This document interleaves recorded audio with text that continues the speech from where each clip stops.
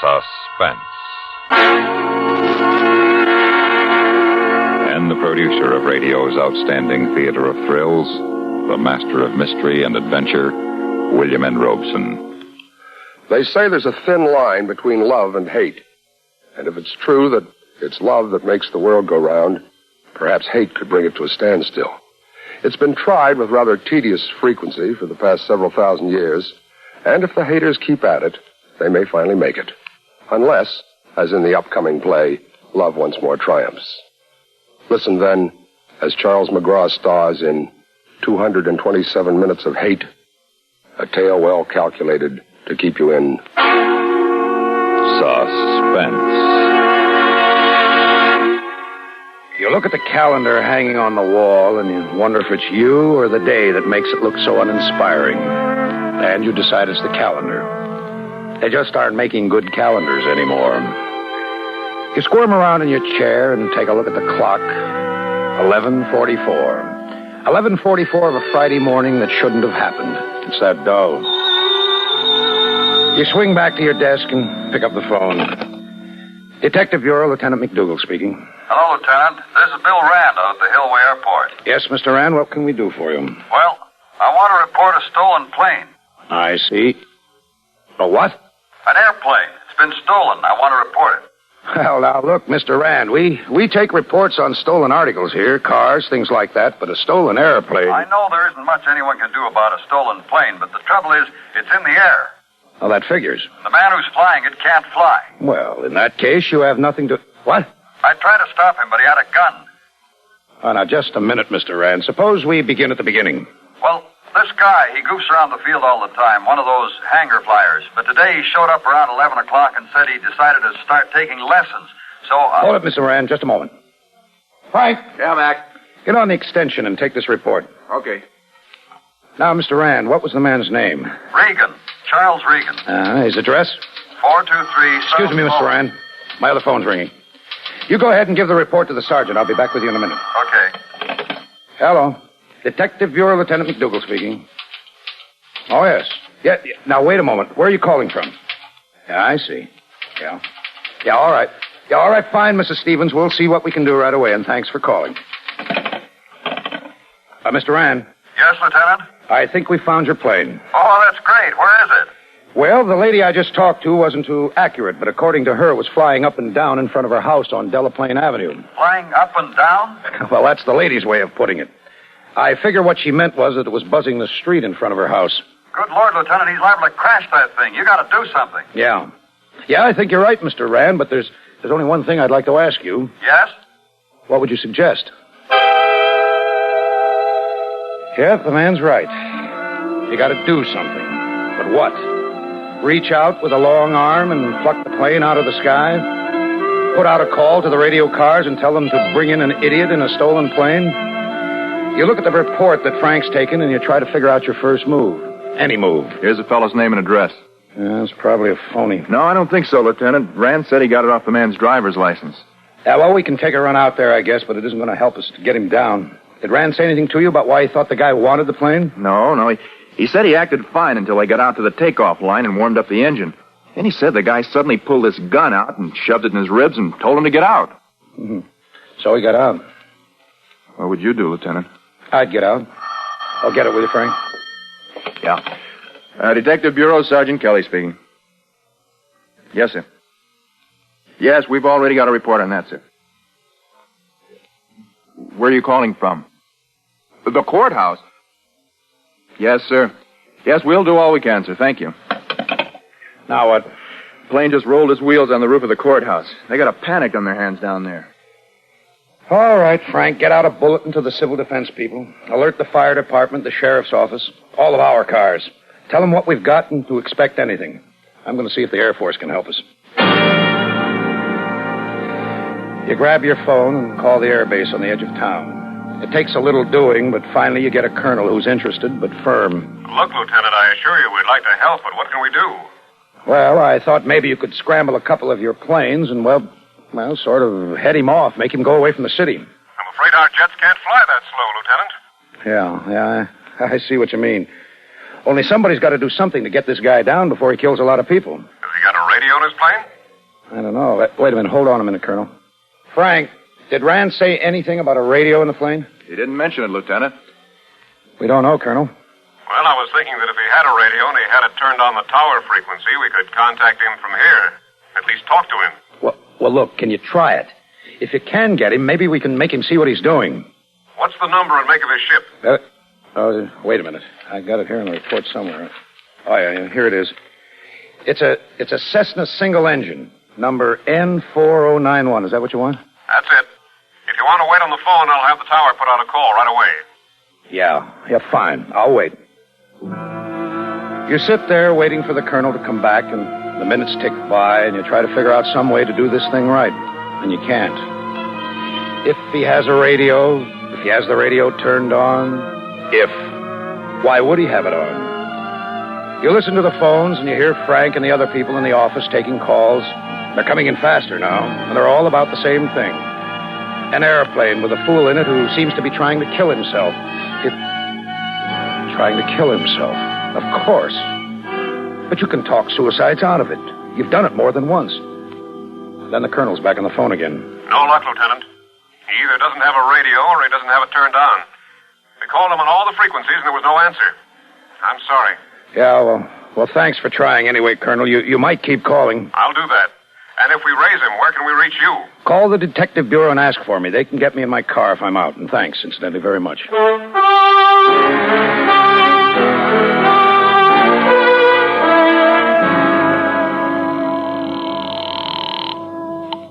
Hillway Airport, Bill Rand speaking. Hello, Mr. Rand. This is Lieutenant McDougal. Oh, yeah, Lieutenant. You got a line on my plane yet? Now, listen, Rand. Did that ship have a radio in it? Yes. Well, good. Was it turned on? Yeah. You sure? Well, sure, I'm sure. I turned it on myself. Well, the airbase tower's been trying to reach the plane. It doesn't answer. It doesn't that? Oh, wait a minute. I remember. While we were taxiing out to the flight line, I turned it down. Why? Well, I'd already gotten tower clearance. Oh, but if it's on, why can't this character hear it? The engine noise would be too loud. Oh, great. Okay, Mr. Rand, thanks. Frank. Yes, Lieutenant. We can't do anything here but answer phones. Let's take a ride out to the guy's address and see what we can find. Maybe he's got a wife that can tell us something. Such as what? Such as how do I know such as? But we can't sit around here waiting until he's crashed. At least we might find out why he's doing what he's doing. Okay, Lieutenant. Come on, let's go.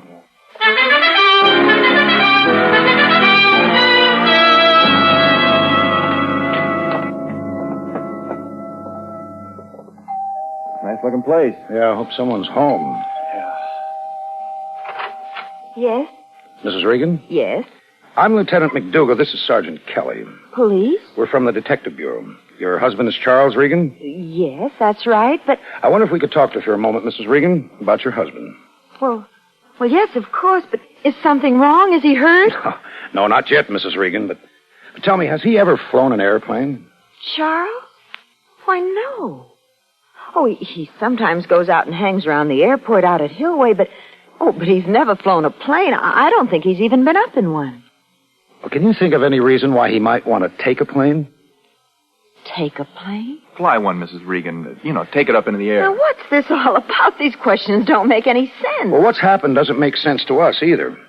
Your husband went out to the Hillway Airport less than an hour ago, Mrs. Regan, and took an airplane away from the flying instructor, and he flew off in it. Oh, what? He could kill himself. Know any reason why your husband would want to kill himself, Mrs. Regan? Well, no. Everything all right between the two of you? I resent that, Lieutenant. I'm sorry, ma'am, but sometimes we have to ask questions like that. Of course everything is all right between us, only... Only what? Well, Chuck doesn't like people much. He sort of feels everyone's against him. He's so full of hate. And then this morning... What happened this morning? He was fired. Came home around 10:30 and told me he was fired. Where did he work? At the television station. What kind of work did he do there? Well, he's sort of an idea man. He thinks up scripts and ideas and all. He has a lot of talent. I'm sure he has, ma'am. Somehow they just don't appreciate him. When they fired him this morning, it was the last straw. It was like somebody I didn't know. I'll show them, he said. I'll show them I hate them. I hate them all. Does he hate you, Mrs. Regan? Oh, no, Lieutenant. No, Chuck loves me. Oh, no, I can't believe it. Of course, my husband was upset, almost sick maybe, but he wouldn't do anything like this. Wouldn't he? Well, look up there. N4091. That's the plane, Lieutenant. Is that your husband, Mrs. Regan? Yes, I can see him. He's waving to me. Chuck! Chuck!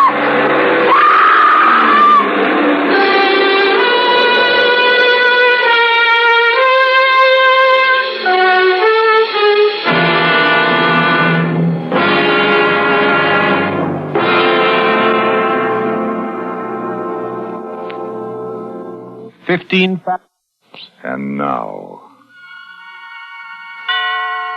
we continue with 227 minutes of hate, starring Charles McGraw. A tale well calculated to keep you in suspense.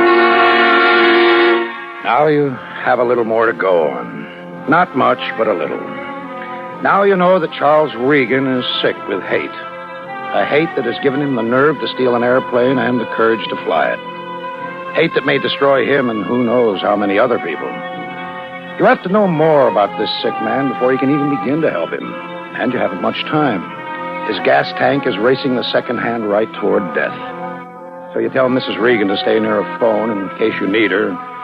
And your next stop is the television station where Regan was employed up until this morning. The picture becomes a little more clear as you talk with the station manager, Carl Van Alden. He must be crazy. He's got to be. Why did you fire him, Mr. Alden? I didn't fire him. I let him go. Why? Well, don't you try to implicate me in this insanity. But why did you let him go? He couldn't cut the mustard. Well, I understand from his wife that he had a lot of talent. Well, I'm the judge of talent around here. And in my book, if I ran this station on the judgment of housewives, I wouldn't be in business very long. Has Regan been back around here yet? Back here? You said he was up in the air. Well, that's exactly what I mean. Back around here in that plane. Why should he come back here? Well, I've got the impression that Regan's awfully sore at someone. And my hunch is that someone is you. A man has the right to run his business as he sees fit. Oh, of course, Mr. Van Alden. And a man has a right to get mad about the way you run your business. Now, if the man is mad enough to go out and steal a plane, he can't... Crazy enough, you mean? Perhaps. If a man is that mad, I got a funny feeling he wouldn't stop there. What are you driving at?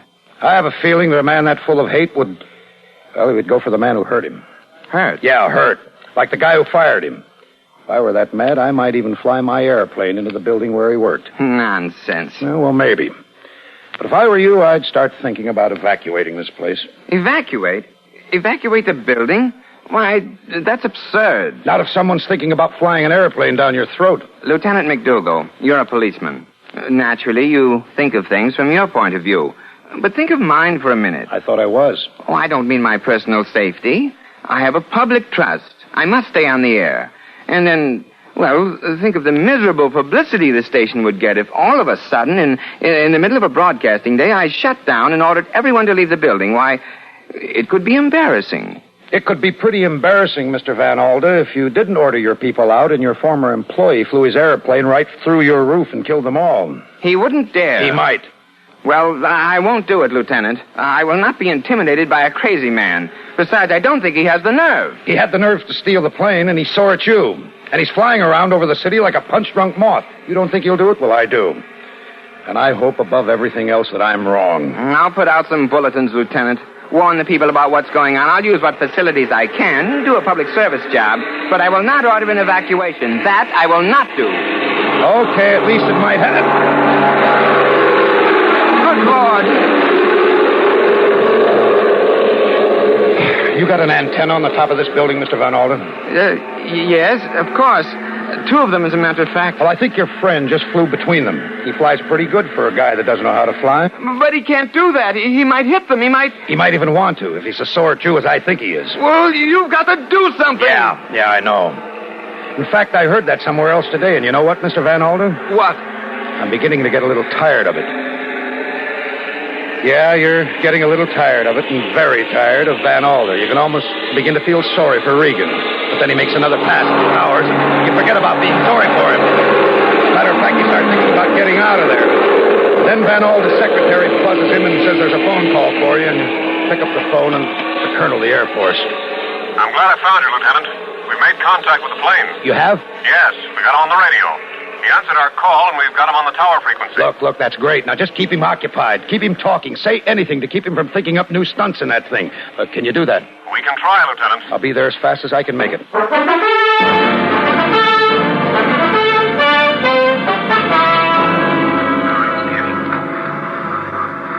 Air Force 306. You're clear for straight-in approach. Traffic, 3F86 outbound. 1T33 on final. Over. Roger, clear for straight-in approach. Air Force 306. Hello, Lieutenant. I'm glad you got here so fast. You still got him, Colonel? Yeah, we've been talking to him. He's not too receptive. How'd you get him to turn up his radio? Must have been a fluke. Evidently, he made a fairly steep dive on something, and when he pulled up, his knee hit the volume knob. First thing we knew, he answered one of our calls. Well, look, I want to talk to him. Can you get him for me? Sure. Try the Cessna again, will you, Sergeant? Yes, sir. Hello, Cessna 4091. This is Air Force Tower calling. Calling Cessna 4091. Come in, please, Cessna. Over. Hello, Air Force. This is me. What's on your mind now? Let me have that mic. Hello? Regan, can you hear me, Regan? Yeah, sure I can hear you. Who are you? I'm Lieutenant McDougal of the Detective Bureau. Now listen, Regan. I want you to fly that plane away from the city. Sorry, Lieutenant. I'm kind of getting to like it up here over the city, and I'm going to stay here. Look, Regan, you've got to think of the people who are going to get killed if you crash that thing into a building. I've been thinking of them, Lieutenant. And I'm sorry for them, but I got something to do that's more important. Listen to me, Regan. Go ahead. Kill yourself if that's what you want to do. But don't kill a lot of innocent people while you're doing it. Lieutenant, you're wasting your time. I'm getting so I can aim this plane pretty well. As soon as I get tired of flying it around the city, I'm going to fly it right into those towers on top of the television station. I've been pretty close a couple of times. And when I get ready, I won't be close. I'll be right on target. Regan, you're acting like a kid who lost his lollipop. So you got fired. A lot of people get fired. A lot of people get fired and don't deserve it. But they don't go out and try to kill everybody. If you say you can aim that plane pretty well, okay. Okay, aim it towards the Air Force base on the edge of town. You ought to be able to find it. We'll get the crash trucks out, and we'll do everything we can to... Save it, Lieutenant, save it. If you want to use those crash trucks, send them over to the television station. I'll give them a show they won't forget for a long time. Now, knock it off. You bore me. Regan! Listen, Regan! Answer me! His radio's still on, sir. I can hear the carrier hum. Yeah. Frank? Yeah, Lieutenant. Get on the phone and tell the boys to start evacuating the television station immediately. Right. And ask Radio Central to get a car to Mrs. Regan's house and bring her out here. Tell them to hurry. Maybe she can talk some sense into him. You light a cigarette and stand in the control tower listening to the babble of voices from the sky. And you try to think what you've left undone. The clock says 2:14. 2 hours and 29 minutes since that phone call that started this nightmare. And you're no better off now than you were then. You suddenly think of Rand's report and the words gas aboard, approximately 3 hours. If he'd only run out of gas in the country somewhere, but you know he won't. And you know he means what he said about flying down into the towers. And you begin to get scared.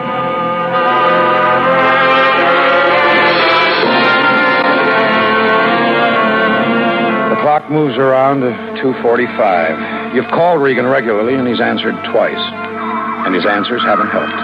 And then at last, Mrs. Regan arrives. Lieutenant, have you talked to him? Yes, Mrs. Regan, but he won't listen to me. Maybe he'll listen to you. Well, what can I tell him? You can tell him you love him. You can tell him whatever a woman tells the man she's in love with that'll make him listen. Oh. There's very little time left. You're the last chance we have. Mrs. Regan, before you talk to him, I think you ought to know something. Yes. We've offered to help him land the plane here. We can do that.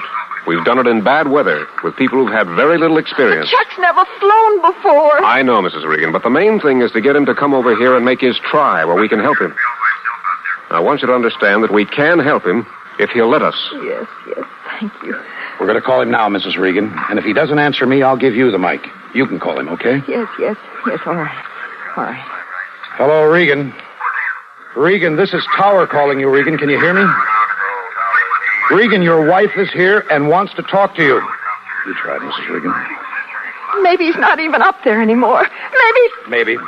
But all we can do is try, Mrs. Regan. Now, please. Like this? Yes, that's right. Just talk into the mic and ask him to answer you. Yes. Chuck. Chuck, please. If you hear me, please answer me. I hear you, Lil. But I won't listen, honey. Just go away, please, and let me work this out my own way. Chuck, they can help you land your plane if you let them. Chuck, please. Please, darling, do what they tell you. Oh, Lil, baby, I'm sorry. I told you how I felt about the job. I told you what they were trying to do to me. Darling, they weren't doing anything personal to you. Maybe they didn't understand you, but... They talk, but they never come through. Well, I'm going to come through for them, Lil. I'm going to put this thing right down their throats. I'll give them something to remember Charlie Regan for. He's getting hysterical, Mrs. Regan. Make him mad or something. Say something to get him back. Chuck! Chuck, please! You can work somewhere else. You can get another job. You've got talent. And you're young. And I love you. I love you.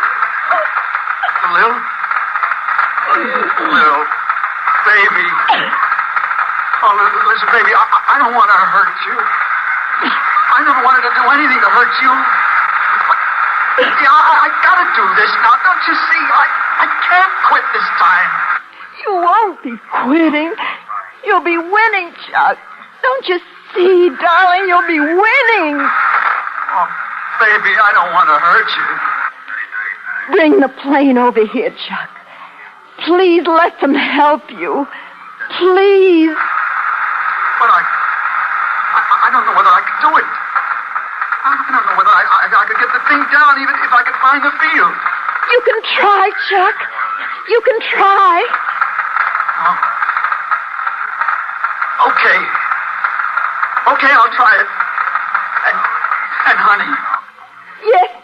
Yes, darling. I'm not mad anymore. I'm just scared. And if I don't make it, please know I didn't want to hurt you. I never wanted to hurt you. I know. I don't think you ever wanted to hurt anybody. We better try to get him over here. He hasn't got much gas left. Right. Take over, Sergeant. Talk him down. Yes, sir. Hello, Regan. Can you read me? Can you hear me all right? Yeah. I can hear you. Okay. Now, I want you to do just as I tell you. First, climb slowly up to 3,000 feet. Can you do that? Yeah. I think so. The thing says 1,500 now. Is that the right one? It should be. Watch it as you climb and see if it goes up. Yeah, I've been watching it. It goes up and down when I do. Okay, that's the one. Now, can you see the field from where you are? Look around carefully and see if you can see a big spread-out field with several runways. Long concrete strips. Yeah, I can see it. You're pretty far away, but I think you're what I see. Okay, now keep climbing and steer towards us. Just take it easy and I'll tell you what to do. Now, I want you to get used to some of the things you're going to have to do when you start letting down for your landing. First, there's a small lever or a wheel. You watch in complete fascination as the sergeant speaks. You find it? Calmly, quietly, almost hypnotically. It's a lever. He makes it sound easy, almost like driving a car, and you begin to have hope. You actually begin to dare to hope that you'll work this thing out. Get this kid down, out of trouble. Can you see what you're flying You look at the clock, and it's 3:07. Yeah, it's sort of scattered houses and what looks like a dry riverbed. Fine. You're about halfway here. Now, when I tell you, I want you to slow down and pull that lever down. I'll tell you when, but think about it so you can do it. Hey, the engine's sputtering. I think it's quitting. Listen to me, Regan. If it quits, keep the nose down and don't slow down under 80. It's quit. It's all finished. Head for the river bottom. Keep the speed at 80 and head for the river bottom. If you can get there, slow down by easing back on the wheel and let her lose speed when you're right on the sand. I can't do it. I don't think I can do it. Chuck, please try. Please. I love you. What's his chances, Sarge? He could make it. He could make it if he remembers to kill his speed. I don't know. Don't worry, he'll make it, Mrs. Regan. I'm sure he'll make it.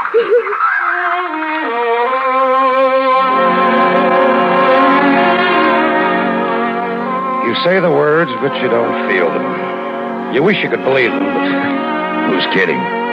A guy in an airplane crash landing in a riverbed. You know there's not much chance. And you stand there waiting. And time keeps running, but for you and Mrs. Regan, it's run out.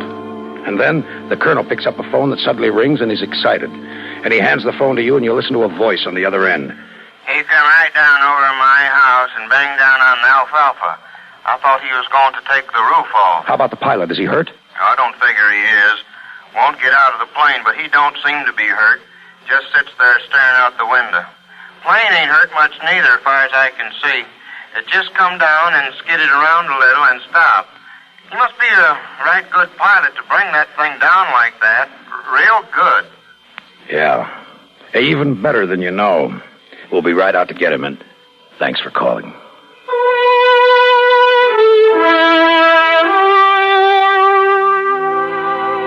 Well, you hang up the phone and reach for a cigarette. And you take the first real breath you've had since 11:44 that morning. 3 hours and 47 minutes of fear and terror for hundreds of helpless people because some guy let his hate get away from him. 227 minutes of hate. And you look at Mrs. Regan and you remember the way she sounded when she talked to her husband. Somehow you feel that it'll work out okay for Chuck Regan now that he's got rid of his hate.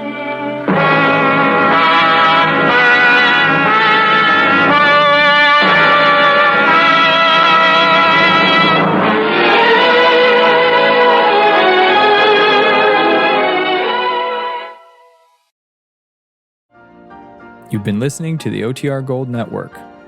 Find more classic radio at otrgold.com.